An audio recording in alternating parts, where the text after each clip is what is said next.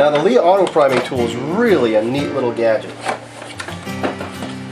You have, of course, all the shell holders. The shell holders that come with the dies will not work with the auto prime. So if you buy the auto prime, make sure you get the shell holder set. And in the shell holder set, you'll find this little guide that'll tell you which shell holder number will work for your caliber. See, they're all listed right here. And we see that 45 automatic or 45 ACP is shell holder number 2. And all the shell holders have their numbers stamped right on them. So we're going to look for number 2. And that's that little guy right here. Put the rest away so I don't lose them. And then we'll get started. Now, when you get your shell holder, it's going to come with 2 trays. One is going to be for large primers. The other is going to be for small primers. We're using large primers today, so that's the one we'll be using.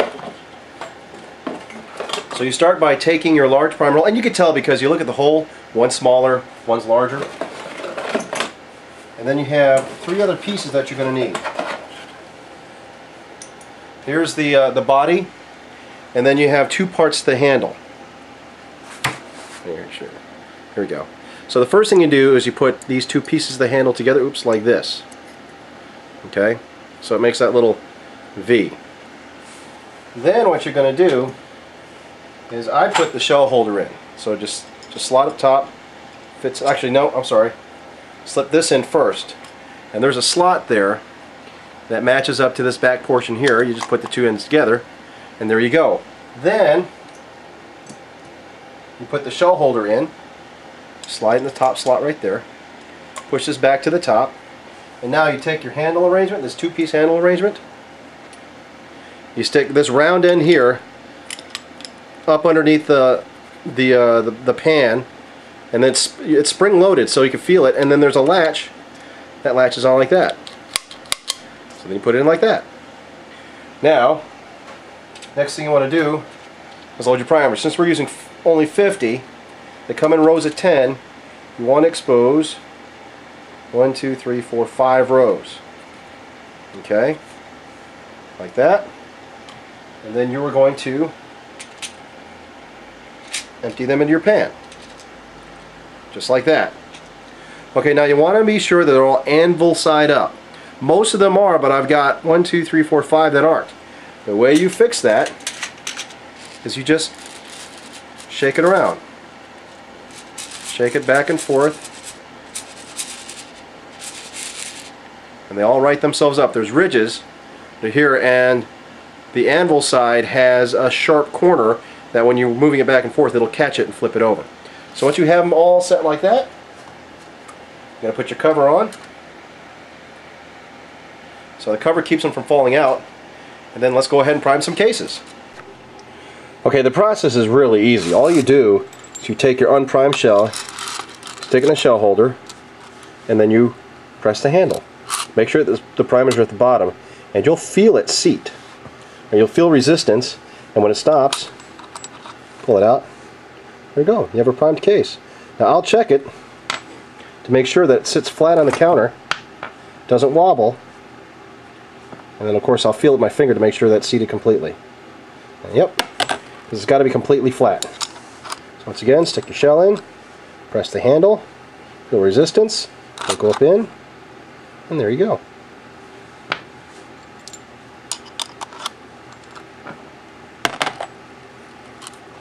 Some primer pockets will be tighter than others. The Winchester ones usually seem a little tighter. Also, I'll look at the, I usually check the case stamp to see. That feather was a little tight also. Now I'll go ahead and prime these cases so you don't have to watch me go through this process.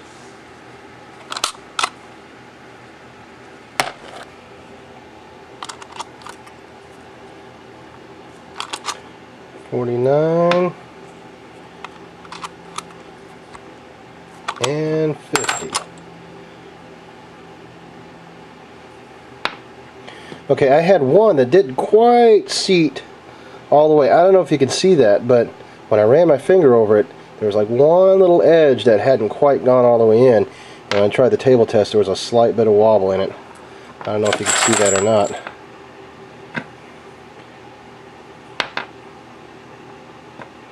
right there.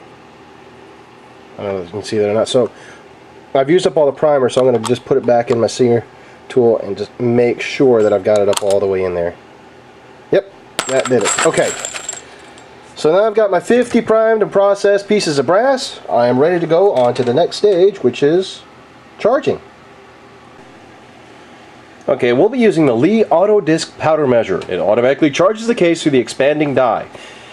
Now, it's just neat. If you have the powder through expanding die, which the Lee sets do include, which is the carbide sets, I know they do. This will allow you to bell or flare the case mouth to prepare for the bullet and charge the case at the same time. And the way it works is that you put one of these 4 discs inside this area right here, and of course that regulates the size of the powder charge. So the first thing we need to do, though, is check our reloading manual to see what size of powder charge we want. Now, we're going to go with, it's a 230 grain full metal jacket bullet. So you find the page that has 230 grain jacketed bullet. Now remember, we are using unique, so you find the line that says unique. Now it says the start grains is 6 grains of unique, and the auto disc number you should use is 0.66. Now I have found that the auto disc is throwing a little short because the unique grains are really large. So I'm going to go step up 1 from 6.6 to the next one, and then I'll measure the charge to see if that's what I'm wanting. And we should get a velocity of 895 feet per second. So that's actually the max charge. So I will never go above 6 grains of unique. Okay, when we prep the charge, we're going to need the powder through expanding die. Let's just go ahead and get that started in the press. I'm not going to seat that all the way quite yet. Now to put your auto disc together, take the unit out, you're going to get yourself a Phillips head screwdriver, and you're going to unscrew one side of it.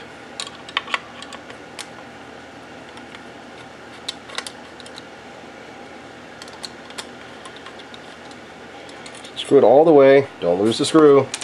You're going to be in trouble. Just swing it out. Okay, then your disc is going to ride along that little thing right there. Now 0.66 was what we were told to use, but I'm going to go 1 up. Oops.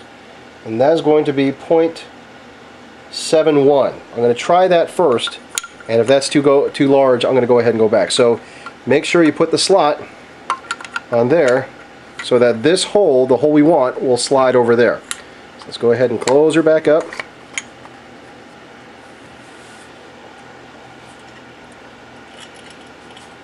And get started. First thing we need to do is remove this top cap here. The reason we don't need this is because that's what keeps the bullet expander die seated, I guess, in the down position. Instead we're going to use this. So let's go ahead and get this started in. I'm going to go ahead and make sure this hits the bottom. And the way we're going to do this is this. I'm going to take my bullet first of all and see how deep I need to seat this. So I'm going to put it in here. I'm going to twist it down until I feel the expander die hit.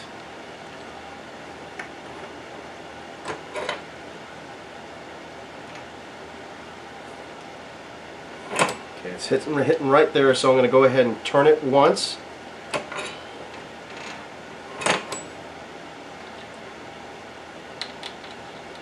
And you want to make small adjustments here because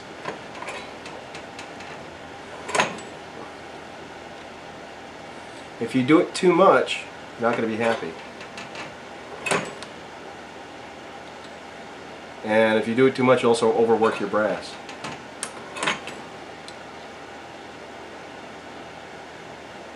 And the way you check it is you take one of your bullets and you check to see if it'll seat. And you just want to get it so it'll sit without going out. So that's where I want it. So I'm going to take the locking collar, I'm going to tighten it down so it won't move. So the next thing we're going to do now is check our powder charge.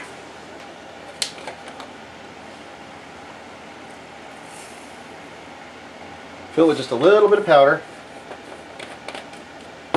Make sure my scale is ready.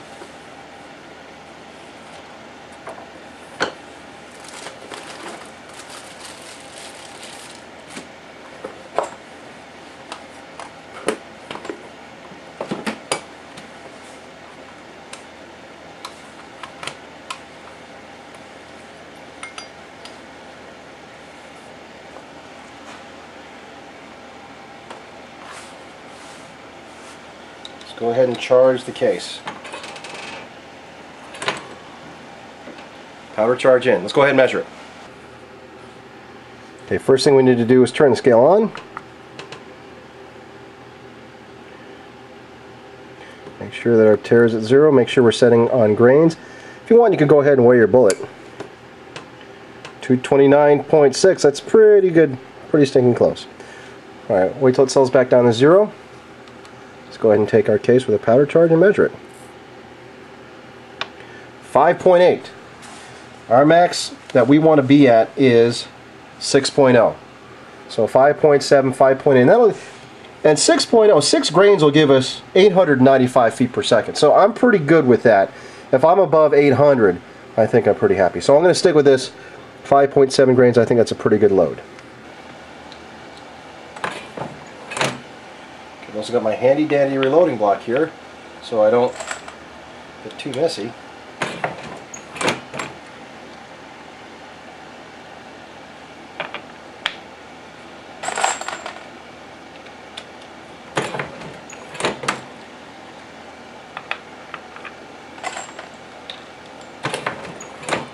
It's all about rhythm.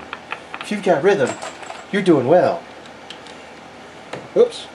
I don't have rhythm. I am rhythmless. Oh, I stink. I am audible.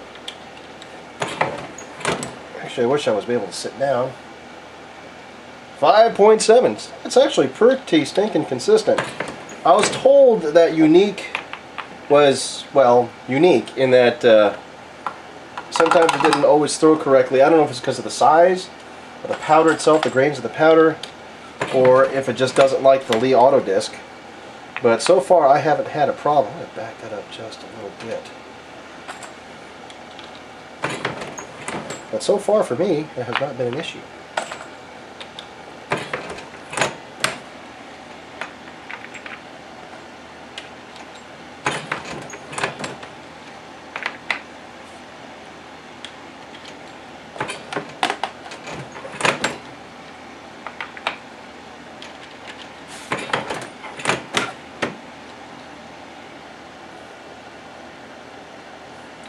.8.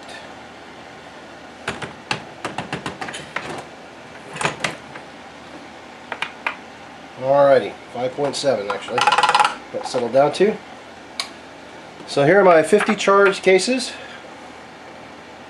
And what I'm going to do is I'm going to visually inspect them to make sure that they have about the same amount of powder. There might be some slight variation because thickness of the brass will cause some height variations. Like Remington brass tends to be a little bit thinner than like the Federal or the Spear. So let's go ahead and take a quick look. Now when you're visually inspecting, obviously you want to be sure that you can see inside the cases. So you want to be in an area of plenty of light, but also you might want to have a little handy dandy flashlight. Let's take a quick look. And this was recommended on AmmoSmith.com's channel as well. He's got a little magnet light that he attaches to his press, but this is just as easy for me also.